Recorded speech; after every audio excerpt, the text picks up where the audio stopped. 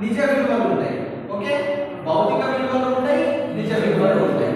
అంటే భౌతిక విలువలు అంటేనేమో మనం ప్రయోగం చేసే విలువలు, ఇక్కడ నిజ విలువలు అంటేనేమో అంటే మనకు రావాల్సిన విలువ, అంటే ఖచ్చితమైన విలువ. ఓకే, ఇక్కడ ఖచ్చితత్వం అంటే ఏం లేదు, ఏదైనా ఒక ప్రయోగం చేసినప్పుడు భౌతిక విలువకు మరియు నిజ విలువకు మధ్య అతి సన్నిహితంగా ఉండే ప్రవృత్తిని, అంటే ఈ రెండింటికి మధ్య ఉన్నటువంటి దగ్గర సంబంధం, అతి సన్నిహిత ప్రవృత్తిని ఏమంటున్నామనంటే ఖచ్చితత్వం అని అంటాం. అంటే ఈ రెండింటికి మధ్య ఏముండాలి, దగ్గర సంబంధం ఉండాలి, అంటే అతి సన్నిహితం. ఓకే, అతి సన్నిహితం అంటే ఏంటిది, సంబంధం, దగ్గర సంబంధం ఉండాలి. సో ఆ ప్రవృత్తిని ఏమంటున్నామనంటే ఖచ్చితత్వం అని అంటున్నాం.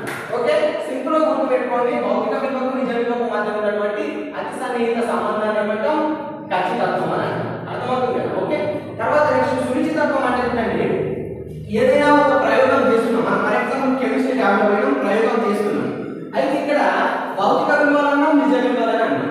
కాకపోతే ఇక్కడ ఈ సునిశ్చితత్వంగా ఈ భౌతిక విలువలను అనేక సార్లు ఏం చేయాలంటే భౌతిక విలువను అనేక సార్లు కొలవాలి, అంటే అనేక సార్లు ప్రయోగం నిర్వహించాలి. నిర్వహించినప్పుడు ఫర్ ఎగ్జాంపుల్ మనకు 10, 9, 8, 7, 6 ఈ విలువలు వచ్చాయి. ఇవన్నీ ఏంటి సార్ అని అంటే భౌతిక విలువలే. ఇవన్నీ ఏంటిది, భౌతిక విలువలు.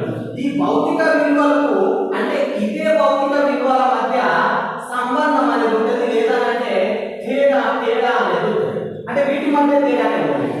ఇక్కడ నిజ విలువకు భౌతిక విలువకు సునిశ్చితత్వంలో సంబంధం లేదు. అంటే మనం ఎప్పుడైతే అనేక సార్లు ప్రయోగం చేస్తున్నామో ఈ భౌతిక విలువలకు మధ్య ఉన్న సంబంధాన్ని, ఇవే ఈ విలువల మధ్య మాత్రమే సంబంధం. ఓకే, ఈ భౌతిక విలువల మధ్య సంబంధాన్ని ఏమంటున్నామని అంటే సునిశ్చితత్వం అని అంటాం. అర్థమైందా? సునిశ్చితత్వము తర్వాత ఖచ్చితత్వం. ఈ ఖచ్చితత్వం అనేమో భౌతిక విలువ నిజ విలువ సంబంధం ఉంటుంది, కానీ ఇక్కడ